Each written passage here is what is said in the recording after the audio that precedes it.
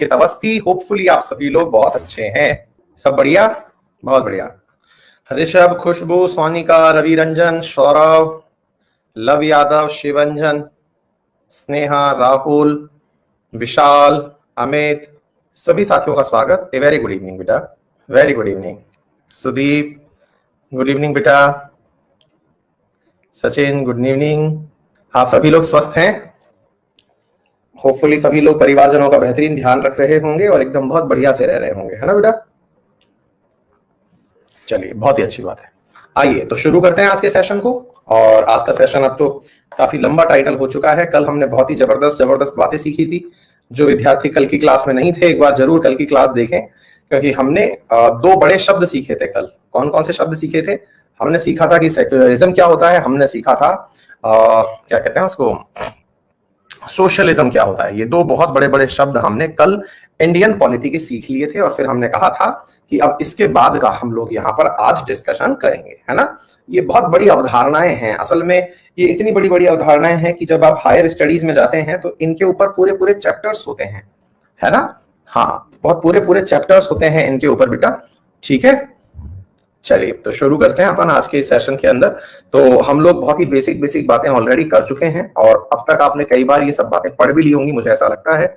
हाँ, तो अब हम यहाँ पर जो अन्य बातें हैं उन्हें भी एक बार डिस्कस कर लेते हैं कि कौन सा तर्क ऐसा है जो अभी तक डिस्कस नहीं हुआ हमारी प्रियम्बल के अंदर। Sovereign, socialist, democratic, secular, Republic, justice, ये सब डिस्कस हो चुके हैं, ठीक है। अब हमने आपके सामने बस एक केस का चर्चा किया था, ये भी मैं आपको बता चुका हूं कि सुप्रीम कोर्ट ने किसको क्या माना था, ये हो गया। अब आज का जो हमारे टाइटल में मेजर इशू है वो ये कि हमारे संविधान में कौन सा हिस्सा कहां से लिया गया है, यानी कि हमारे संविधान के मुख्य भागों में कौन कौन सी चीजें कहां कहां से ली गई हैं, हम उसका डिस्कशन कर रहे हैं, ठीक है बेटा।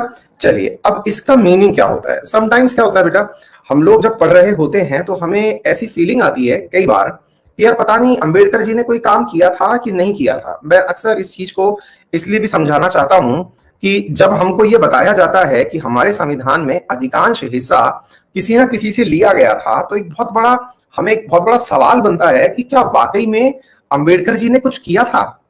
और ये बात जेन्युइन भी है कि यार जब हम लोग इतने सारी चीजें सीखते हैं कि हमने मतलब प्रियम्बल उस जगह से लिया, फंडामेंटल राइट उस जगह से लिया, फेडरल स्ट्रक्चर उस जगह से लिया, तो कई बार ऐसा फीलिंग आता है कि हमारा अपना भी कुछ था कि नहीं, है ना। जब लेना ही था तो फिर हम क्रेडिट क्यों देते हैं कि पूरा की पूरा क्रेडिट जो है वो मतलब उनका है, अंबेडकर जी का है कि उन्होंने 2 साल 11 महीने 18 दिन में जाकर के संविधान बनाया। तो आज हम इस प्रश्न का तो आंसर करेंगे ही, साथ में हम इन चीजों के बारे में भी अध्ययन करेंगे कि इन तर्कों का क्या मीनिंग है, ठीक है। तो इन चीजों का भी हम यहाँ पर अध्ययन करेंगे आपके आज के सेशन में। आइए एक एक करके सारी बातों की चर्चा करते हैं, ठीक है बेटा। हाँ, रिजर्वेशन वाले बिंदु पर भी मैं बोल दूंगा, जहां पर भी मुझे समय मिलेगा मैं वहां पर उस बिंदु के ऊपर भी परिचर्चा अवश्य करूंगा।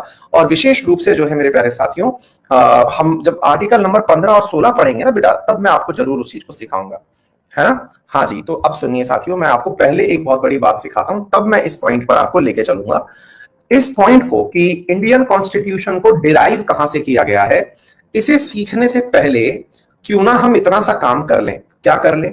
एक छोटा सा व्यवहारिक उदाहरण सीख लेते हैं। और वो क्या है साथियों, आपने कई बार ऐसा देखा होगा कि आपकी घर की किचन में, मेरे उदाहरण जो हैं वो किचन से ही निकल के आते हैं सारे। आप पूछेंगे कि सर आप जो है वो सारी बातें किचन पे ही ले जाके टिका देते हैं, ऐसा क्यों होते हैं? तो देखिए, आपको मेरा शरीर देख के समझ में तो आ ही जाता होगा कि मैं बहुत ज्यादा फूडी हूँ। नंबर दूसरा, मुझे कुकिंग खुद को बहुत पसंद है ना। मेरी जो हॉबी है उसमें कुकिंग मेरी हॉबी है, ठीक है। तो ये दोनों चीजें मतलब मुझे कहीं ना कहीं ऐसा लगता है कि मुझे जस्टिफाई करती हैं कि मैं क्या हूँ, है ना। तो दोनों ही चीजें हैं, तो ऐसी स्थिति में मेरी जो बातें हैं वो पहुंच जाती हैं कुकिंग तक, और वहीं से मेरे प्यारे साथियों पहुंच जाती हैं। और इवन जब मैं खुद पढ़ा करता था तो मतलब भगवान के आशीर्वाद से कभी ऐसा नहीं हुआ कि फाइनेंशियल कोई क्राइसिस रहा हो जिसकी वजह से मुझे खुद खाना बना के इसलिए खाना पड़ा कि भाई फाइनेंशियल क्राइसिस है। मुझे खाना बनाना इसलिए बहुत ज्यादा पसंद था और मैंने कभी टिफिन और इन चीजों को प्रेफर भी नहीं किया। जबकि मैं रेंट पे, मतलब आपको मालूम है दिल्ली में रेंट जो है वो 25-25 हजार रुपए महीने होते हैं, वो भी पे किया है, लेकिन खाना खुद से बनाना, क्योंकि मुझे ऐसा लगता है कि वो इतना कंस्ट्रक्टिव काम है जो आपको ऑन द स्पॉट ये सिखाता है कि आपके हाथों में जादू है। मतलब आप कुछ चीज कंस्ट्रक्ट कर सकते हो, जो आपके सामने रॉ मटेरियल पड़ा हुआ है वो आप उसको रूप दूसरे में बदल सकते हो। तो ये अपने आप में एक बहुत ही बड़ी कारस्तानी होती है। और मुझे वाकई में मतलब मेरे सबसे बेस्ट काम में दिन भर में कुकिंग लगता था, और बहुत ही कम समय में बेहतरीन खाना बना के मैं अपनी आवश्यकता के हिसाब से खा भी लेता था। मुंह में पानी आ गया खुद के खाने को याद करके, है ना। तो मैं कुकिंग के बारे में बात क्यों कर रहा हूं, अब वो सुनिए। क्या होता है ना साथियों, हमारी किचन में बहुत सारे आइटम्स रखे होते हैं ऑलरेडी। बहुत सारे नमक, मिर्च, मसाले जो भी हैं, रॉ मटेरियल के अंदर सब्जियां हैं, सब्जियों के साथ साथ सब्जियों के अंदर सहायक सब्जियां हैं, वो सब चीजें हमारी किचन में रखी होती हैं। अच्छा, तो अब हुआ क्या साथियों कि ये जब सारी चीजें हमारी किचन में रखी हुई हैं, तो एक एक्स व्यक्ति गया, एक्स व्यक्ति यानी कि आप गए, मैं गया किचन में, और संजीव कुमार बोले तो जो इंडिया का सबसे बेस्ट, जिसको कहा जाता है कि वो कुक है, या वो जिसको शेफ कहा जाता है, शेफ, चीफ शेफ गया, है ना, मास्टर शेफ गया, वो गया। तो देखिए रॉ मटेरियल सबके पास वही है भाई, ऑब्वियस ही बात है, रॉ मटेरियल तो और अलग से पैदा भी नहीं कर सकते ना, सबके पास लगभग एक जैसा ही होता है। तो रॉ मटेरियल सबके पास एक जैसा है, उसके बावजूद भी एक व्यक्ति साधारण भोजन बना के खा रहा है, और एक व्यक्ति उसमें इतना अद्भुत व्यंजन बना दे रहा है उसी भोजन से, उसी सामग्री से, कि वो मतलब वर्ल्ड रिनाउंड हो जा रहा है, मतलब मास्टर शेफ कहला रहा है। आ गई बात समझ में। तो मुद्दा यह है कि आपके लिए क्या जरूरी है, ये डिसाइड कौन करेगा? तो ये डिसाइड करता है मेरे प्यारे साथियों, जो एक बढ़िया कुक होता है। तो जो अंबेडकर जी थे ना, उन्हें हमारे देश की आवश्यकताएं पता थी कि भाई हमारे देश में इतनी डाइवर्सिटी है, इतना पिछड़ापन है, इतनी आर्थिक और सामाजिक असमानताएं हैं, इन्हें दूर करने के लिए कौन कौन सा मसाला जो है वो जरूरी है। अब आपको इस तरह से समझना पड़ेगा, तब जाकर के आपको ये चीज समझ में आएगी मेरे प्यारे साथियों। क्या आपको बात समझ में आ रही है कि इस देश को सबको बराबर लेकर के आने के लिए, है ना, सबको बराबर लेके आने के लिए देश के अंदर, अब बहुत बार इस मुद्दे पर डिबेट छिड़ती है, आरक्षण के मुद्दे पर, कि उन्होंने लोगों को आरक्षण दे दिया, ये कर दिया, वो कर दिया, वो भी किसी दिन हम सपेट में ले लेंगे उस बात को भी। लेकिन फिलहाल के लिए ये समझिएगा कि वो पूरी तरह से एक ऐसे भविष्य का निर्माण कर रहे थे जिसमें बहुत सारी असमानताएं थी, लेकिन उस रूल बुक को अगर फॉलो किया जाएगा तो धीरे धीरे वो असमानताएं खत्म हो जाएंगी और देश एक समानता की तरफ बढ़ जाएगा। साथियों, अक्सर जब मैं इस लाइन को बोलता हूं तो मैं एक बात हमेशा याद दिलाता हूं अपनी क्लास में हर विद्यार्थी को, कि एक जमाना ऐसा था जिस समय उच्च कुल, उच्च जात, निम्न जात, ये टर्मिनोलॉजी हुआ करती थी, और देश में ऐसे बहुत से क्षेत्र थे जहां पर निम्न जात के लोगों को ये कहा जाता था, सो कॉल्ड जो निम्न जात हमारी हुआ करती थी, उनसे ये कहा जाता था। सर मूल अधिकार सेंड कर दीजिए प्लीज। तो उस समय हमारे यहां पर कहा जाता था कि अगर आप किसी भी तरह से रास्ते से निकल रहे हैं तो अपने हाथ में लकड़ी, डंडा लेके निकलें, है ना, और डंडा लेके निकले और बजाते हुए निकलें, ताकि कहीं ऐसा ना हो कि आपकी संपर्क में तो छोड़िए, आपका कहीं चेहरा भी किसी को दिख जाए। अब आप सोच के देखिए, तो इतना डिस्क्रिमिनेशन अगर था तो भाई एक देश में, एक गांव में, एक क्षेत्र में रहने वाले दो लोग इतने अलग कैसे हो सकते हैं? क्या केवल इस वजह से कि ईश्वर ने उस व्यक्ति का जन्म उस घर में दे दिया और आपका जन्म उच्च कुल में दे दिया? ये तो कोई आधार था नहीं। और वास्तविकता में अगर इसका इतिहास ढूंढते हैं तो इतिहास तो ये बताता है कि कभी कोई व्यक्ति मतलब एक तरह से दलित वर्ग में पैदा होने के लिए बना ही नहीं था। ये तो पहले कर्म थे। जब समाज की आवश्यकता थी तो समाज में किसी को पढ़ाना था, किसी को खेती करनी थी, किसी को सुरक्षा करना था, किसी को सफाई करनी थी। तो इस तरह के कामों के आधार पर आपने अगर सफाई को इतना ही दोयम दर्जे का मान लिया तो खुद कर लीजिए ना सफाई, पता चल जाएगा एक बार। ऐसे चलिए एक कल्पना करते हैं कि समाज के लिए अगर ये काम जरूरी ना होता, सफाई के काम के लिए आपने उनको निम्न दर्जे का माना, तो इसको दूसरी तरह से करके देखते हैं कि सफाई का काम छोड़ दीजिए एक बार के लिए और ये कहिए कि आप सफाई का काम मत करिए, अब हम खुद करके देखेंगे। करके देखिए, आपको पता चल जाएगा कि क्या आपकी पवित्रता या जो आपके अंदर जो एक प्रकार का उच्च भाव है कि आप उच्च कुल के हैं, क्या वो हो पाएंगे? तो ये सब बातें डिबेटेबल हैं। तो ऐसा कहने का अर्थ है हमारा, और इसे मतलब इस प्रकार की बातों को समझने से पूर्व थोड़ा आपको दिमाग और विचार को भी विस्तृत रखना होगा। तो मैं केवल आपको इतना कहना चाह रहा हूं कि जब हम कॉन्स्टिट्यूशन के डिराइव करने की बात करते हैं तो अंबेडकर जी को इसलिए क्योंकि शायद ही कोई व्यक्ति उस समय संविधान सभा में इतना पढ़ा लिखा था जिसने दुनिया भर के इतने सारी चीजों का अध्ययन किया हो। अध्ययन करने की शक्ति उनको ये बात समझाती थी कि हमारे देश में कौन कौन सी असमानताएं हैं और इन्हें दूर करने के लिए दुनिया के कौन कौन से संविधान को पढ़ना जरूरी है, और उन्होंने उन्हीं चीजों को पढ़ा और हमारे देश के लिए उनमें से उन चीजों को ले लिया गया। लेकिन ऐसा नहीं है साथियों कि as it is cut copy paste मार लिया गया। ऐसे कोई थीसिस तैयार नहीं हो रही थी पीएचडी की कि साहब उस लाइन को उठाओ इसमें चिपका दो, दूसरे की लाइन उठाओ इसमें चिपका दो। बिल्कुल भी नहीं, ऐसा हमारे देश में बिल्कुल भी नहीं हो रहा था। हमारे देश के अंदर अलग प्रकार की मांगे हुआ करती थी। हमारे देश के अंदर जात पात होती है तो ये अमेरिका में तो नहीं होती ना। अमेरिका के अंदर फिर मौलिक अधिकारों का मीनिंग ही नहीं होना चाहिए। हमारे मौलिक अधिकार और उनके मौलिक अधिकार बिल्कुल अलग हैं। हमारे मूल अधिकारों में लिखा हुआ है धर्म, जाति, लिंग, वंश, इसके आधार पर कोई विभेदित नहीं करेगा। अमेरिका में तो इस आधार पर होता ही नहीं है विभेदित, वहां एक ही प्रकार पर होता है, और रंग के आधार पर नस्ली भेदभाव होता है वहां पे। तो हमारे यहां पर और भी पॉइंट जोड़ने पड़े ना, यानी कि मूल भावना ली गई थी और उस मूल भावना के अंदर अपनी तरफ से इनपुट जोड़े गए थे। क्या आपको मेरी बात समझ में आ रही है? मतलब ऐसा नहीं है कि ये सब बातें जो शब्द लिखी हुई हैं कि no one will discriminated on the basis of, या state shall not discriminate any person on the basis of race, caste, sex, creed etcetera, तो ये सारे पॉइंट जो हैं ये बाद में मेंशन किए गए हैं। क्या आपको मेरी बात समझ में आ रही है? वहां पर ऐसी चीजें हैं ही नहीं। तो हमने विचारधाराएं ली हैं, मतलब ये मत समझना। अब आप पूछेंगे कि अमेरिका की प्रियम्बल, हमने प्रियम्बल लिया है वहां से। अरे यार, प्रियम्बल में उनके यहां ये बातें लिखी हुई नहीं है। क्या आपको मेरी बात समझ में आ रही है? उनके यहां प्रियम्बल में केवल ये लिखा हुआ है कि we the people of United States of America. अब इसके बाद उनकी जरूरतें कुछ और हैं। आपको मेरी बात समझ में आ रही है? मतलब यह है कि उनके यहां पर अवधारणा यह है, कंसेप्ट लिया है। भाई आज एक बात बताओ, मैं आपको इसी प्रकार से क्यों पढ़ा रहा हूं? पहले प्रियम्बल पढ़ा रहा हूं, फिर मूल अधिकार पढ़ाऊंगा, फिर डीपीएसपी पढ़ाऊंगा, फिर मौलिक कर्तव्य पढ़ाऊंगा, कहीं बीच में सिटीजनशिप पढ़ा दूंगा, फिर स्टेट पढ़ाऊंगा, फिर राज्य पढ़ाऊंगा। ऐसे क्यों? क्योंकि मैंने इस कंसेप्ट को कॉपी किया है लक्ष्मीकांत से, एम लक्ष्मीकांत से, कि वहां पर इस प्रकार से चीजें पढ़ाई गई हैं। आगे बात समझ में?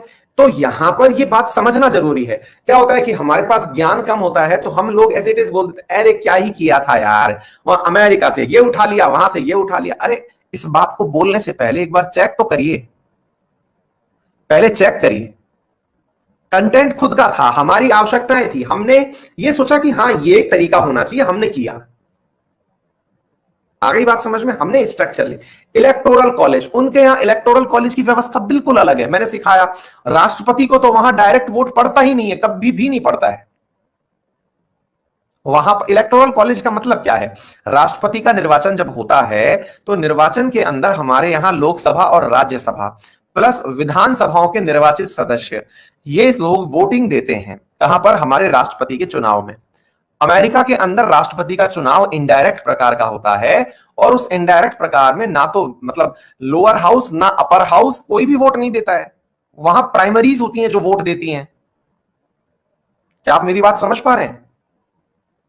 दोबारा से समझिए, आप इस तरह से समझिए। अभी आप लोगों ने रिसेंटली अमेरिका का इलेक्शन देखा, क्या वहां पर आपने ये सुना क्या कि कांग्रेस के मतदान से, कांग्रेस बोले तो अमेरिकी संसद के अंदर लोअर हाउस और सीनेट के मतदान से राष्ट्रपति का निर्वाचन किया गया? नहीं। तो क्या था वहां पर? इतने दिन वोटिंग जो चली थी, उस वोटिंग के अंदर यूएस के अंदर प्राइमरीज बनाई जाती हैं, हर स्टेट की प्राइमरीज होती हैं, उनके अंदर वोट होता है, मतलब बिल्कुल एक प्रकार से पार्षद समझ लीजिए। वहां हर स्टेट के अंदर पार्षद का सिलेक्शन होता है। वो पार्षद मिल मिल करके फिर अपने यहां से कि भाई इस स्टेट से इतने पार्षद जीत के आ गए, हर जगह की अपनी कुछ सीटें हैं वो फिक्स कर दी गई हैं कि इस स्टेट से इतने वोट, इस स्टेट से इतने वोट। उस आधार पर डेमोक्रेटिक पार्टी को इतने वोट और रिपब्लिकन पार्टी को इतने वोट मिले। डेमोक्रेटिक पार्टी ने जो अपना उम्मीदवार बना रखा है, वो प्राइमरीज उस उम्मीदवार को एज ए प्रेसिडेंट एक्सेप्ट कर लेती हैं, यानी कि डायरेक्ट तो वो बंदा कभी भी वोट प्राप्त करने गया ही नहीं। वहां पर जितने लोग पार्टिसिपेट कर रहे हैं, हमारे यहां बिल्कुल अलग है। हमने कंसेप्ट लिया उनसे। क्या कंसेप्ट लिया? कि यार अमेरिका में भी राष्ट्रपति इनडायरेक्टली चुना जा रहा है, और हमारे यहां भी चलिए हम इनडायरेक्टली चुन लेते हैं। That is electoral college. Electoral college बोले तो निर्वाचक मंडल। राष्ट्रपति को चुनने के लिए जो व्यक्ति आवश्यक है, वो व्यक्ति डायरेक्ट भारत का मतदाता ना हो, बल्कि एक कदम ऊपर चढ़ के मतदाता ने जिन्हें चुना वो लोग राष्ट्रपति को चुने। आ गई बात समझ में? देखिए, दो प्रकार का निर्वाचन होता है, इस बात व्यावहारिक रूप से समझिए। एक होता है प्रत्यक्ष, एक होता है अप्रत्यक्ष। आपने अपना सांसद खुद चुना, आपने अपना विधायक खुद चुना। विधायक बैठता है विधानसभा में, सांसद बैठता है संसद में। इन दोनों को आपने डायरेक्ट वोट दिया। एक जना गया आपके स्टेट कैपिटल में, एक गया कंट्री की कैपिटल में। दोनों जगह जाकर के लोग बैठ गए। इन लोगों ने अपना नेता चुना, एक मुख्यमंत्री कहलाया और एक प्रधानमंत्री कहलाया। इस पूरी प्रक्रिया में हम डायरेक्ट इन्वॉल्व थे। दिस इज प्रत्यक्ष निर्वाचन। आ गई बात समझ में? वेयर एज अप्रत्यक्ष में क्या होता है? अप्रत्यक्ष के अंदर हमने अपने राष्ट्रपति को चुना तो खुद ने ही है, लेकिन हमने डायरेक्ट वोट नहीं दिया। तो फिर हमने क्या किया? हमने सांसद चुना था। हमारे सांसद ने और हमारे विधायक ने उन्हें अपने वोट से चुना है। तो हमने जिस पार्टी को वोट दिए थे उस पार्टी ने मेजॉरिटी बेसिस पे उन्हें विनर घोषित कर दिया। That's all. बोलिए, तो आगे बात समझ में? हमारे यहां का जो राज्यसभा सदस्य होता है वो भी इसी प्रकार से चुना जाता है। तो ये बात आपको समझ में आ जानी चाहिए। जुडिशियल रिव्यू की बात कर लीजिए, न्यायिक समीक्षा। हमने ये कंसेप्ट लिया वहां से। वहां की जुडिशियल रिव्यू और हमारे यहाँ की जुडिशियल रिव्यू में तो बहुत बड़ा अंतर है। वहां पे तो केवल 7 ही जज होते हैं, है ना? हमारे यहाँ ऐसा सिस्टम ही नहीं है। तो फिर क्या है? हमारे यहां जुडिशियल रिव्यू का मतलब यह है कि ऐसा कोई भी लॉ, एनी लॉ प्रपोजल, या फिर कोई भी आपका आने वाला अध्यादेश, या कोई भी एक्ट, या फिर कोई भी बिल, कोई भी प्रस्ताव, रेजोल्यूशन जो कि कर्टेल करता हो, जो कि इस प्रकार का कार्य करता हो कि वो मूल अधिकारों को कम कर देगा, वो सभी न्यायपालिका के द्वारा नल एंड वॉइड किए जा सकते हैं। ठीक है? न्यायपालिका उन्हें खत्म कर सकती है। ठीक है? हिमांशु पूछ रहे हैं आपके हिसाब से कॉलेजियम सिस्टम ठीक है क्या? बेटा, ना तो मैं इतिहासकार हूं, ना ही मैं संविधान वेदता हूं, लेकिन छोटी सी समझ है, उसके हिसाब से मुझे यह समझ में आता है कि कॉलेजियम सिस्टम इंडिया के लिए बेस्ट है। क्योंकि जिस आदमी को हम चुन रहे हैं वो आदमी हमारे लिए किसी भी प्रकार का काम का नहीं है, वो रबड़ स्टैंप है मात्र, है ना? उसको कोई काम तो है नहीं, तो जबरदस्ती पैसा क्यों खर्च करना, है ना? हाँ, वो लोग बहुत ही पढ़े लिखे थे जिन्होंने ये काम किया, और मुझे उनकी काबिलियत पर और उनके द्वारा किए गए काम पर पूर्ण विश्वास है बेटा, है ना? आरजू मिश्रा पूछ रही हैं क्लास लाइव नहीं है क्या? हाँ, ये तरीका अच्छा लगा आरजू मुझे आपका पूछने का, ताकि सर देख करके इस पे कमेंट तो करेंगे कम से कम, है ना?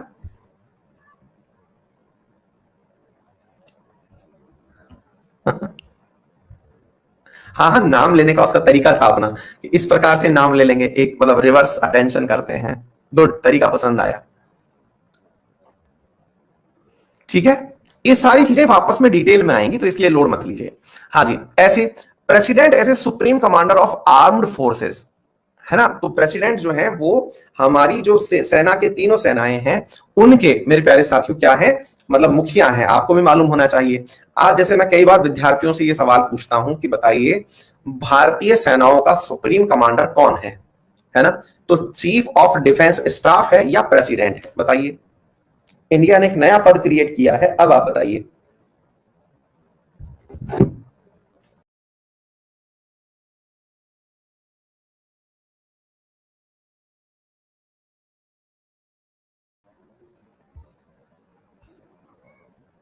है ना? कुछ बच्चे कंफ्यूज भी हो गए, कुछ बच्चों ने लिख भी दिया चीफ ऑफ डिफेंस स्टाफ, है ना? हाँ, लेकिन प्रेसिडेंट ही है ना? चीफ ऑफ डिफेंस स्टाफ तो हमने एक ऐसा बंदा बना दिया, जैसे 3-4 आपके दोस्त हों एक साथ, क्लास का रूप ले लो जी। क्लास में जैसे बहुत सारे बच्चे होते हैं, तो क्लास में टीचर को सबसे बात नहीं करनी होती। जैसे मान लीजिए कि क्लास की रिपोर्ट किससे लेनी है, तो बोले एक काम करो, क्लास का मॉनिटर बना दो, किसी को हेड बॉय बना दो, हेड गर्ल बना दो, उससे बात कर लेंगे। तो सीडीएस केवल इतना ही है, उसके पास कुछ भी अलग से चीज नहीं है। वो बिल्कुल वैसा ही है, 4 स्टार इनके लगे हुए हैं, 4 स्टार इनके लगे हुए हैं, वो केवल क्लास रिप्रेजेंटेटिव है। ठीक है ना? सौरभ पूछ रहे हैं सर आपके पीछे मथानी जैसी लटकी रहती है, ये क्या है? बेटा, ये डेटा केबल है, इंटरनेट का केबल है। अब ये यूजलेस है क्योंकि इसका यूज कर नहीं सकता, एप्पल में डालने की जगह ही नहीं होती, एप्पल केवल वाईफाई पे चलता है। तो ये यूजलेस टांग रखी, तो घड़ी बना करके इसको डाल दिया कि बेटा टके रहो। हाँ, मथानी सी, जैसे दूध निकालने की रस्सी होती ना वो। ठीक है? मेरे हेड पर क्या बैठा है? मेरे हेड पर कुछ नहीं है भाई, सही है एकदम। इतना गौर से देख रहे हैं भाई। चलिए आगे बढ़े। Equal protection under law. अब ये बहुत ही बेसिक सी बात है। इक्वल प्रोटेक्शन अंडर लॉ का मतलब है कि कानून जो है वो सबके लिए बराबर हो गया। मतलब कि आपको ऐसा नहीं है कि आप देश के प्रधानमंत्री हैं तो आपके लिए मूल अधिकारों में कमी हो जाएगी या बढ़ाई हो जाएगी, आप गरीब हैं तो फिर आपके लिए सजा के अंदर ज्यादा चीजें हो जाएंगी, ऐसा नहीं है। ठीक है ना। चलिए आगे बढ़ते हैं साथियों। British constitution. ये देखिए इंडिया के साथ में एक बहुत बड़ी चीज क्या रही, हम पर जिनने शासन किया हम उनको आज भी उतना मानते हैं। ठीक है ना। हम उनको आज भी उतना मानते हैं से मतलब क्या है, हम लोग ब्रिटिश लीगेसी को आज भी फॉलो कर रहे हैं। इसके पीछे हमारी कुछ मजबूरियां थी। जैसे हम आज भी संसद का प्रारूप वैसा ही मानते हैं जैसे अंग्रेजों के समय हुआ करता था। Single citizenship, rule of law, writs, institution of speaker and his role, law making procedure, ये सारी बातें बताऊंगा। लेकिन असल में मेरे प्यारे साथियों, हमारे यहाँ का जो संसद का जो संविधान है वो उसका 2/3 हिस्सा 1935 में जो मतलब इंडियन एक्ट आया था, भारत शासन अधिनियम जो आया था, वो एज इट इज 2/3 हमारे वर्तमान के स्वरूप में है। गवर्नमेंट ऑफ इंडिया एक्ट जो आया था उसके अंदर से 2/3 हिस्सा अभी हमारे कॉन्स्टिट्यूशन में एज इट इज यूज किया जा रहा है। ठीक है, आगे बात समझ में। अब क्या है मेरे प्यारे साथियों, बड़ा सवाल ये बनता है कि भाई अगर हम लोगों ने एज इट इज चीजें फॉलो करी तो फिर रीजन बताइए सर, ऐसा क्या रहा कि हम लोग ब्रिटिशर्स के इतने एहसानों में दब गए कि हमें उनकी हर एक चीज पसंद आई कि नहीं साहब अंग्रेजों ने कहा है तो अच्छा ही होगा, है ना। बेटा इनमें से सवाल आते हैं पेपर के अंदर, ये सारे के सारे पॉइंट रटने हैं आपको, है ना। तो अब मैं आपको बताता हूं, बहुत बार ऐसा होता है आप भी बहुत जल्दी बहुत बड़े परिवर्तन नहीं कर पाते। बहुत जल्दी बहुत बड़े परिवर्तन नहीं कर पाते से मतलब है कि इनकेस अगर मैं आपसे कह दूं कि भाई आज की व्यवस्था ऐसी है कि भारत के अंदर पार्लियामेंट्री व्यवस्था नहीं, हमें राष्ट्रपति शासन वाली व्यवस्था लानी होगी जैसे अमेरिका में है, तो देश समझ नहीं पाएगा इतना जल्दी। क्या नहीं समझ पाएगा कि यार कैसे हम अपनी व्यवस्थाओं में परिवर्तन कर लें। वास्तविकता में पार्लियामेंट्री गवर्नमेंट का फॉर्म क्या होता है और प्रेसिडेंशियल फॉर्म क्या होता है ये भी मैं आपको सिखाऊंगा, लेकिन सरल रूप में आप ऐसे समझ लीजिए। पार्लियामेंट्री फॉर्म ऑफ गवर्नमेंट में देश का मुखिया प्रधानमंत्री होता है और प्रेसिडेंशियल फॉर्म ऑफ गवर्नमेंट में राष्ट्रपति होता है। Point number 1, parliamentary form of government के अंदर भारत का जो क्या कहते हैं उसको सरकार जो होती है, भारत की सरकार या किसी भी देश की सरकार, वो संसद के प्रति उत्तरदायी होती है। संसद जब चाहे उसे हटा सकती है। वेयर एज अगर हम बात करते हैं इन मतलब इसके केस में क्या कहते हैं आपके प्रेसिडेंशियल फॉर्म ऑफ गवर्नमेंट में अगर हम बात करते हैं तो वो सरकार संसद के प्रति उत्तरदायी नहीं होती है। सबसे बड़ा अंतर यही है मेरे प्यारे साथियों। ठीक है ना। तो ये बेटा एक मिनट होल्ड करना, पता नहीं क्यों पका पक मेरा मैसेज बॉक्स बजा जा रहा है, होल्ड करना एक मिनट। हमारा एक क्या है कंपनी का वो होता है, मतलब इंटरनल मैसेज बॉक्स होता है, वो हमको देखना जरूरी होता है। मतलब हम लोग आपस में जिस जगह पर कंपनी वाले चैट करते हैं तो वो धड़ाधड़ जो पका पक बोले जा रहा है। ठीक है, तो मैंने कहा क्या हो गया भाई। हाँ जी, हाँ आईपीएल कैंसिल हो गया, हमारा पैसा अटक गया उसमें, है ना। चलो आ जाओ। तो ब्रिटिश कॉन्स्टिट्यूशन के बारे में मैं बता रहा था, तो मैं कुछ अंतर बता रहा था। क्या अंतर, जैसे कि मैंने आपसे कहा कि भारत की संसद जो है वो अब मतलब भारत की जो सरकार है वो संसद के प्रति उत्तरदायी है। अगर संसद ये कह दे कि हमें आप में विश्वास नहीं है तो अविश्वास प्रस्ताव पारित करेगी और उस सरकार को गिरा देगी। Whereas presidential form of government में जो व्यक्ति एक बार राष्ट्रपति बन गया वो अपने निर्धारित कार्यकाल तक अपना कार्य पूरा करेगा। यानी एक बार में बन गया तो 4 साल या 5 साल, जिसका जितना भी कार्यकाल है वो पूरा करेगा। तो भारत ने पार्लियामेंट्री फॉर्म ऑफ गवर्नमेंट अपनाई। फिर आप पूछेंगे तो देखा सर इन्होंने तो एज इट इज कॉपी मार ली। कहां से कॉपी मार ली? ब्रिटेन से कॉपी मार ली? नहीं भाई, इंडिया ने बहुत कुछ अलग से भी किया। हमने पार्लियामेंट्री फॉर्म ऑफ गवर्नमेंट तो अपनाई लेकिन ब्रिटिश के साथ एज इट इज कॉपी नहीं मारी। हमारे और उनमें तो बहुत अंतर है। क्या अंतर है? उनके यहाँ आज भी राजा होता है, हमारे यहाँ राजा नहीं होता है। जबकि राजशाही तो हमसे ज्यादा पुरानी किसकी हो सकती है? हम तो बहुत पुराने राजा लोग हैं, हमारे पास तो बहुत सारे ऑप्शन थे। दिल्ली का राजा हमारे लिए राजा होता, लेकिन हमने राजशाही नहीं अपनाई। उनके यहाँ आज भी राजशाही है, उनके यहाँ राष्ट्रपति होता ही नहीं है, हमारे यहाँ राष्ट्रपति होता है। हमने तो पार्लियामेंट्री फॉर्म के अंदर एक बहुत ही अमेंडमेंट वाली चीज अपनाई। क्या अपनाई? हमारे यहाँ तो ऐसा भी होता है कि कोई भी व्यक्ति प्रधानमंत्री बन सकता है। कोई भी व्यक्ति मतलब जो भी प्रधानमंत्री की काबिलियत रखता हो, एक सांसद बनने की जो काबिलियत है, 21 साल की उम्र अगर किसी के पास है तो वो व्यक्ति देश का प्रधानमंत्री बन सकता है। कोई भी, बोले बिना चुनाव जीते, बिल्कुल। जैसे ममता बनर्जी बिना चुनाव जीते भी मुख्यमंत्री बन सकती है और बनेंगी। ऐसी सुविधा कहीं नहीं है। बोले कैसे बन सकते हैं सर? हमारे यहाँ काबिलियत है कि आप बन जाइए, विद इन 6 मंथ चुनाव जीत जाना। क्या आपको मेरी बात समझ में आ गई? हमारे यहां ऐसा है कि आप बन जाइए, कोई भी व्यक्ति 6 मंथ तक, तो हमारे आप भी अगर एलिजिबल हैं तो आप बन जाएंगे। 6 मंथ में आपको चुनाव जीतना है। आ गई बात समझ में? कोई दिक्कत ही नहीं है, और 6 मंथ में हो जाएगा। ठीक है, तो पहली बात तो ये, तो ऐसा ब्रिटेन में नहीं है। ब्रिटेन में तो इतना भी है कि उसे लोअर हाउस का ही मेंबर होना चाहिए, जैसे अपने यहाँ लोकसभा होता है ना, ऐसे उसका मेंबर होना चाहिए। बहुत कुछ अलग। हमारे यहाँ क्या है, हमारे यहाँ पर कहते हैं कि मंत्री ने जो काम कर दिया वो फिर उस काम के लिए जिम्मेदार नहीं है। एक बार सरकार ने कोई काम कर दिया, मान लीजिए सरकार का कोई आदेश आया, सरकार के आदेश की वजह से कहीं से अतिक्रमण हटना था, अतिक्रमण हटवा दिया रोड और ट्रांसपोर्ट मिनिस्टर नितिन गडकरी जी ने। कहीं से पता चला कि वहां पर अतिक्रमण हटाते समय वो घर किसी के ऊपर गिर गया और वहां बैठे मजदूरों की कुचलने से मृत्यु हो गई। तो कुचलने से मृत्यु अगर हो गई तो हमारे यहां पर जिस मंत्री के आदेश पर यह कार्य हुआ है वो इस कृत्य के लिए जिम्मेदार नहीं ठहराया जाएगा। ब्रिटेन में तो ऐसा है कि यदि जिस मंत्री के आदेश से यह कार्य हुआ है, he is responsible for his work, for his deed, उसको जिम्मेदार ठहराया जाएगा। वहां तो बहुत कुछ अलग है गजब बात। तो ऐसे हमने भले ही उन जैसा सिस्टम अपनाया हो, लेकिन हमने as it is copy paste नहीं किया, हमने अपने हिसाब से चीजें बदली। मैं तो आपको इस तरह से बता रहा हूं ताकि आपके दिमाग में चीजें समझ में आ जाए, क्योंकि कई बार ऐसा होता है कि बहुत सारे बच्चे जो हैं वो चीजों को एज इट इज सोचते हैं कि नहीं नहीं ऐसा नहीं होना चाहिए, वैसा नहीं होना चाहिए। तो मैंने थोड़ा सा उनको ये बता दिया। ठीक है, अच्छा, सिंगल सिटीजनशिप क्या है? सिंगल सिटीजनशिप का मतलब हुआ आप भारत देश के नागरिक हैं, तो भारत के नागरिक हैं तो आपको नागरिकता का पासपोर्ट एक ही मिलना चाहिए कि आप भारतीय नागरिक हैं, पहचान पत्र एक ही होना चाहिए। ब्रिटेन में भी ऐसा है, ब्रिटिशर्स के पास एक ही पासपोर्ट होता है, लेकिन अमेरिका में ऐसा नहीं है। अमेरिका में 50 राज्य हैं, तो 50 राज्यों का अपना पहचान पत्र है और होल अमेरिका का अपना पहचान पत्र है। आप अमेरिकी हैं तो इसके लिए आपका एक पहचान पत्र है, और आप किसी एक राज्य से बिलोंग करते हैं उसका एक एडिशनल पहचान पत्र आपके पास होगा, यानी दोहरी नागरिकता आपके पास होगी। आ गई बात समझ में? रूल ऑफ लॉ, कानून का शासन, मतलब क्या होता है? कानून है क्या? मेरा वचन ही है शासन, ऐसा नहीं। जो कानून व्यवस्था बनाने वालों ने लेजिस्लेचर में यानी विधायिका में बैठ करके विधान बनाया, जैसे मान लीजिएगा कि आज हमारे यहां पर संसद ने बैठ करके कानून बनाया। क्या कानून बनाया भाई?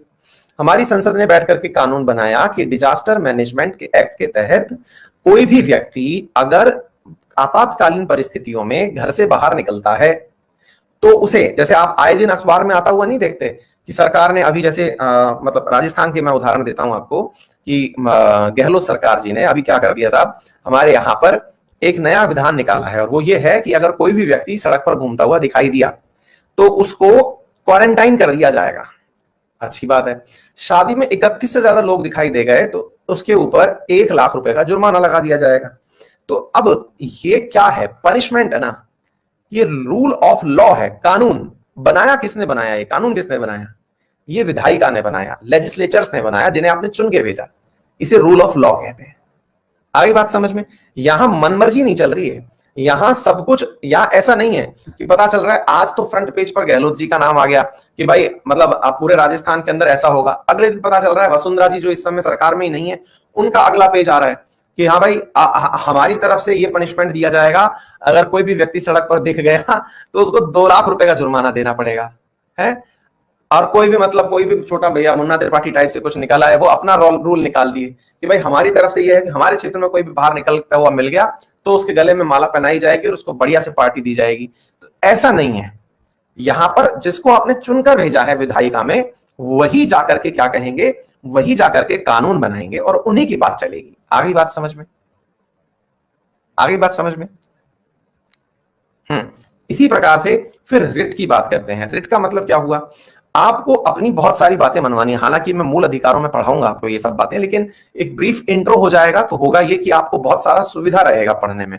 ऐसा लगेगा कि ये तो सब सुना हुआ सा है, ये असल में चैप्टर नहीं है, ये पूरी की पूरी किताब का ब्रीफ इंट्रो है, पूरा की पूरा पॉलिटी का ब्रीफ इंट्रो है ये, हर चीज जो मैं बोलता जा रहा हूं। रिट का मतलब क्या होता है? रिट का मतलब होता है साथियों, जैसे मान लीजिएगा कि आपको लगता है कि आपकी सुनवाई कहीं नहीं होती। सुनवाई कहीं नहीं होती का मतलब सरकार अपने काम में बिजी है, पड़ोसी अपने काम में बिजी है, घर वाले मेरी सुन नहीं रहे हैं और मुझे लग रहा है कि मेरे मूल अधिकारों का हनन हो रहा है। बोले कैसे हो रहा है? बोले मैं सोना चाहता हूं लेकिन पड़ोसी रात को जब मैं सो रहा होता हूं तब डीजे बजा देता है। मैं पढ़ना चाहता हूं, पड़ोसी डीजे बजा देता है। मैं बाहर निकलता हूं तो पड़ोसी धुआं कर देता है।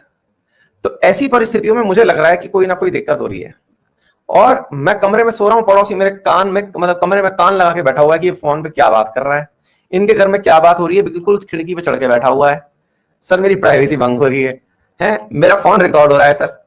तो ऐसी चीजों में आपकी कौन सुनवाई करेगा? तो ऐसी स्थिति में आपको अधिकार दिया गया है कि आप सीधे जाइए। कहां जाइए? आप सीधे सुप्रीम कोर्ट पहुंचिए और अपनी बातें करिए।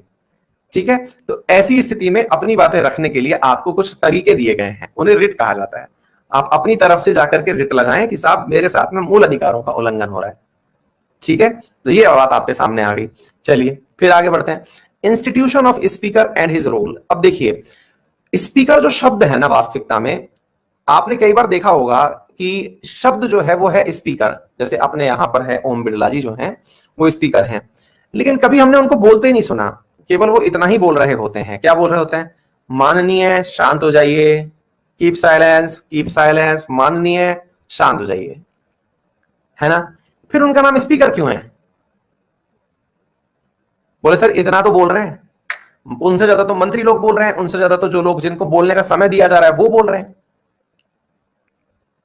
उनका काम तो चुप कराने का हो गया, तो स्पीकर कहां हो गया? वो तो साइलेंसर हो गए। उनको स्पीकर नहीं साइलेंसर बोलना चाहिए। तो फिर तो अब इस बात को समझने का प्रयास करिए। स्पीकर की जो परिभाषा है हम लोगों ने कहां से ली? हमने ब्रिटेन से ली। उसमें क्या होता था कि ब्रिटेन के अंदर जो वेस्टमिंस्टर नामक जगह है जहां पर संसद बनी हुई है, वहां पर राजा खुद तो आता नहीं था। राजा अपनी बातें एक व्यक्ति के माध्यम से संसद के दोनों सत्रों में भिजवाता था। तो राजा जिस व्यक्ति के माध्यम से अपने मैसेज भिजवाता था वो व्यक्ति स्पीकर कहलाता था। क्या आपको मेरी बात समझ में आ रही है? ये अंग्रेजों के जमाने की बात है। आगे बात समझ में? यानी कि एक प्रकार से समझिए कि ये राजा का दूत होता था जो राजा को सारी बातें बताता था कि राजा जी ऐसा हुआ संसद में। आज भी वहां पे ऐसा होता है। तो स्पीकर असल में एक वो व्यक्ति है जो देश के सर्वोच्च पद को, संसद के बारे में जानकारी देता है। एग्जैक्टली हमारे यहां भी यही है। हमारे यहां पर जो स्पीकर है वो प्रेसिडेंट के द्वारा कही जाने वाली बातों को पहुंचाता है संसद तक। आगे बात समझ में? तो हमारे यहां प्रेसिडेंट की बातें स्पीकर लेके आता है।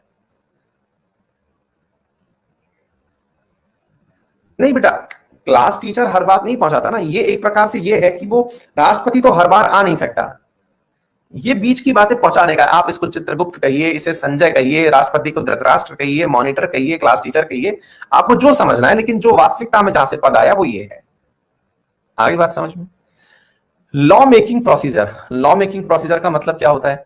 लॉ मेकिंग जैसे हमारे देश में होती है क्या? जैसे हमने कहा कि भाई कहीं ना कहीं पहले प्रस्ताव आएगा, प्रस्ताव सत्र के अंदर पास होगा, पास होने के बाद राष्ट्रपति के पास जाएगा, राष्ट्रपति उस पर अपनी अनुशंसा देगा, तब जाकर के कोई भी प्रस्ताव, बिल जो है, प्रस्ताव से बना बिल, बिल से बना कानून, और कानून बन के वो देश में लागू हो जाएगा।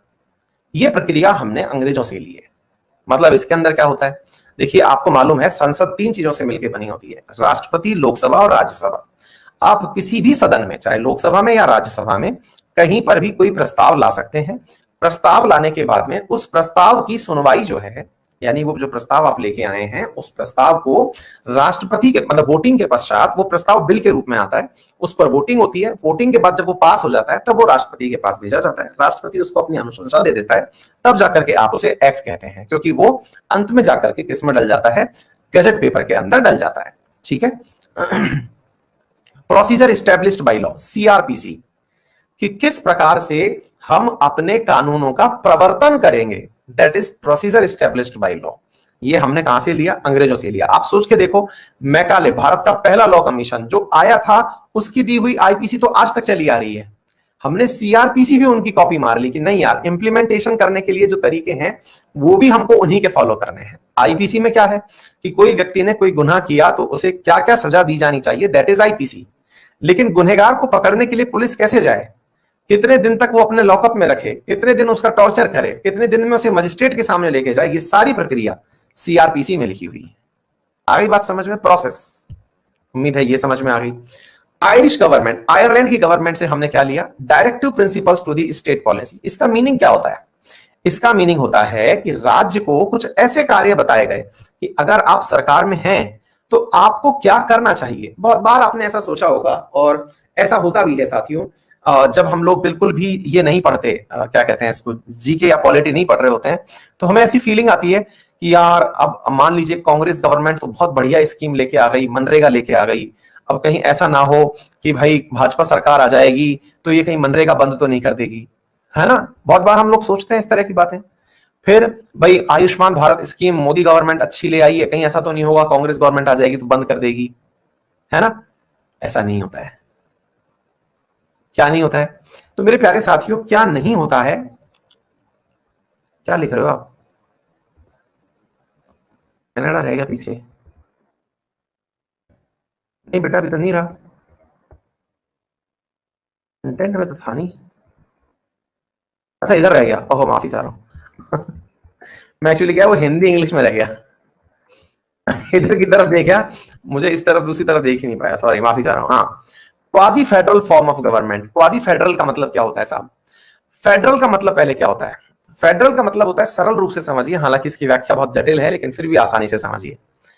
यदि कोई कहे कि पूरे देश में एक ही व्यक्ति का शासन चलेगा, या फिर मैं इसको सरल रूप से समझाऊं, जब हमारे देश में राज्यों की भी इज्जत हो, राज्य बोले तो स्टेट्स जो कि हमारे यहां पर जैसे राजस्थान, हरियाणा, पंजाब, इनकी भी इज्जत हो, इनको भी लगे कि इनके द्वारा किया गया कोई कार्य मान्य है, इनके द्वारा भी की गई कोई योजना चलती है, ये भी ऐसा कोई कदम उठा सकते हैं जिसकी वजह से केंद्र इनके कार्य में इंटरफेयर ना कर सके, वो सभी कार्य जो ये प्रूव करते हैं कि देश में राज्य अपना अपना किरदार निभाते हैं, वो सभी कार्य फेडरल कैरेक्टर के कहलाते हैं।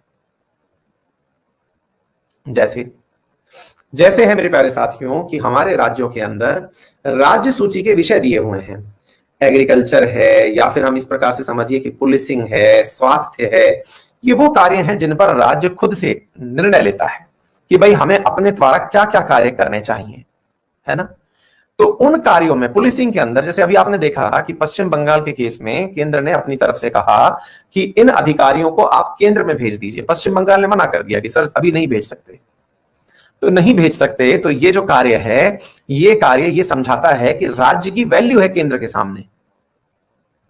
तो जब राज्य की वैल्यू है केंद्र के सामने, दैट इज फेडरल सिस्टम। तो ऐसे कौन कौन से कैरेक्टर हैं जो ये बताते हैं कि भारत में राज्यों की वैल्यू है? तो राज्य सूची के विषय हुए, हाई कोर्ट का होना हुआ, विषयों के अंदर इस प्रकार से बंटवारा जैसे कि लेजिस्लेचर के अंदर मुख्यमंत्रियों का होना, राज्य विधायिका का होना, ये सारी चीजें क्या दिखाती हैं? ये दिखाती हैं फेडरल कैरेक्टर। फिर क्या है? फिर है साथियों यूनियन कैरेक्टर। यूनियन कैरेक्टर का मतलब क्या होता है? जब आपको ये लगने लगे कि ये फीचर ऐसा है जिसकी वजह से राज्यों की तो बेइज्जती हो जाएगी। राज्यों की बेइज्जती मतलब राज्यों को कोई पूछेगा ही नहीं। जैसे आपातकाल लगा दिया या राष्ट्रपति शासन लगा दिया, तो राज्य की चुनी हुई सरकार तो वेस्टेज हो जाएगी। क्या आप मेरी बात समझ पा रहे हैं? राज्य की चुनी हुई सरकार का कोई मीनिंग ही नहीं रह जाएगा, सारा की सारा ध्यान जो है वो केंद्र के पास चला जाएगा। इस प्रक्रिया को कहते हैं मेरे प्यारे साथियों यूनिटरी कैरेक्टर। तो हमारे देश में ऐसे कौन कौन से उपबंध हैं जो ये बताते हैं कि देश यूनिटरी है या फिर फेडरल है? तो उस आधार पर एक अलग चैप्टर है जिसको हम पढ़ाएंगे आपको। लेकिन कनाडा से हमने इस प्रकार का काम लिया। क्या लिया? कि हमने एक ऐसा चीज बनाई जिसमें फेडरल सिस्टम तो है लेकिन केंद्र ज्यादा मजबूत रखा है हमने। यानी कि हमने राज्यों को इज्जत तो दी है लेकिन आवश्यकता पड़ने पर हम यूनिटरी कैरेक्टर में डायरेक्ट घुस जाते हैं। आ गई बात समझ में? इस प्रक्रिया को क्वाजी फेडरल, यानी हम पूरी तरह से फेडरल नहीं है, अर्ध संघीय। आ गई बात समझ में? Next, distribution of power between central government and state government. ये पावर्स की बात मैंने आपको बता दी है, कनाडा से लिया है। Residual power written by the central government. जो अवशिष्ट शक्तियां हैं, अवशिष्ट बोले तो जो उस समय नहीं थी जब देश बन रहा था, अब पैदा हुई हैं, उन शक्तियों को केंद्र के पास रखा गया है। यानी कि यदि मान लीजिए उस समय जब देश बन रहा था, उस समय इंटरनेट जैसी कोई सुविधा हुआ ही नहीं करती थी, स्पेक्ट्रम का बंटवारा जैसी कोई चर्चा ही उस समय नहीं होती थी। तो भविष्य में स्पेक्ट्रम का बंटवारा होना है तो इसके लिए कानून बनाएगा कौन? बनाएगा, केंद्र बनाएगा। ऐसा निर्णय केंद्र के साथ होगा। ये बात हमने कनाडा से ली है। अजय मौर्य पूछ रहे हैं कि सर आपसे कांटेक्ट कैसे करें? बेटा एक तो यहीं पर कर सकते हो, दूसरा तरीका टेलीग्राम पे कर सकते हो, फोन करो। ठीक है, टेलीग्राम लिंक t.me/अंकित अवस्थी, अंकित अवस्थी सर के नाम से सर्च कर सकते हो। ये रहा। ठीक है, अच्छा तो ये बात समझ में आ गई यहां तक कि आपको टेलीग्राम के अंदर डिटेल्स में चले जाना, वहां पे संपर्क सूत्र भी है। ठीक है, चलिए तो ये बात हमने समझा दी आपको। चलिए नेक्स्ट क्वेश्चन है आयरिश कॉन्स्टिट्यूशन, आयरिश संविधान। अच्छा एक विद्यार्थी लिख रहे हैं कि सर आपकी वजह से हमने तो ग्लास में पानी पीना सीख लिया, आप बोतल से पी रहे हो। बेटा हमारे क्या है, दो शरारती तत्व भी हैं, एक ना एक आता है ग्लास उठाता है फोड़ के और चला जाता है। तो हमको क्या है कि बचाने के लिए वो भी प्लास्टिक की बोतलें यूज करनी पड़ रही हैं। ग्लासों का ऐसा बलिदान हुआ कि हमने वो सुख ही छोड़ दिया भाई, हम सुख नहीं ले पाते। कोई सा भी ग्लास ले लो, बजेगा तो वो भी स्टील का ले लो, कुछ भी ले लो। ये बोतल कम से कम गिरती पड़ती है तो खड़ी तो रहती है।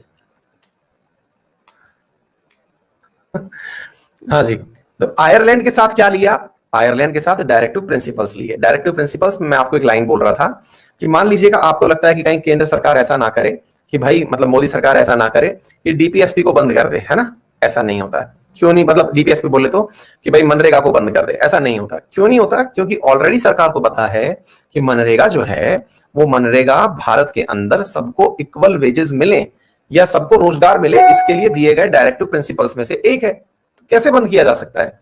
तो इसके बारे में हम डिटेल से चर्चा करेंगे जब डीपीएसपी पढ़ाएंगे। ऐसे ही आपको ये तथ्य याद रखना है, nomination member of Rajya Sabha, method of election of president, ये हमने आयरलैंड से लिया।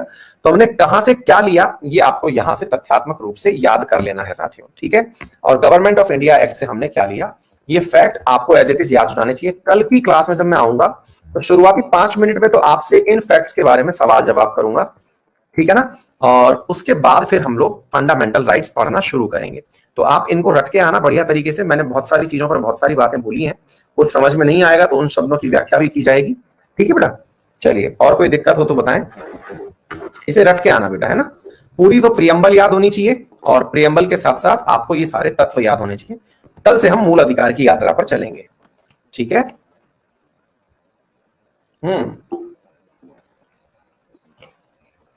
एक विद्यार्थी ने पूछा रिटर्न और अनरिटर्न का मतलब क्या होता है? बहुत अच्छा सवाल है। अक्सर मैं विद्यार्थियों को इसका आंसर शुरुआत में दे देता हूं, पता नहीं क्यों मैं भूल गया।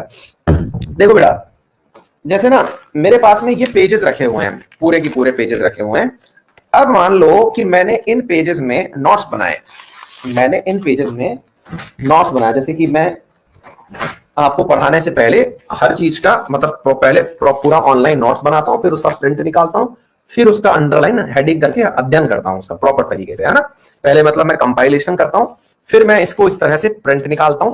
प्रिंट निकाल करके फिर इन चीजों को जहां जहां जिसको मुझको पढ़ना है उसको या तो मैं लिख लेता हूं या प्रिंट निकाल करके उसका अध्ययन करता हूं, ठीक है? तो अब ये लूज पेपर्स हैं, खाली पन्ने हैं ये, ठीक है? अब क्या हुआ कि अगर मैंने ये बातें इस पर लिखी तो हैं, लिखी हुई हैं, लेकिन इनको मैंने फेंक दिया, ये लीजिए, अगर मैंने इनको फेंक दिया तो फेंकने का मतलब यह हुआ कि ये लिखित तो थे लेकिन ये किसी भी फाइल के अंदर स्पाइरल बॉन्डेड नहीं थे। ये किसी भी फाइल में या किसी भी नोटबुक में, जैसे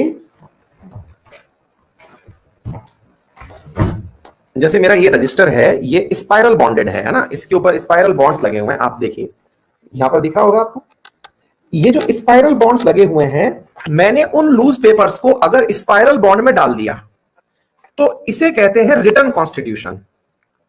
इसे क्या कहते हैं? रिटर्न कॉन्स्टिट्यूशन, है ना? और अगर मैंने इन्हें लूज छोड़ दिया, लिखा तो है लेकिन इन्हें मैंने किसी भी चीज में बंद नहीं किया, तो इसे कहते हैं अनरिटर्न। आ गई बात समझ में? रिटर्न और अनरिटर्न का मतलब ये कतई नहीं है कि उन्होंने मुंह जवानी याद कर रखा है। ब्रिटेन वालों ने मुंह जवानी याद कर रखा है, इसका मतलब ये नहीं है। आ गई बात समझ में? चलिए, all the very best, thank you.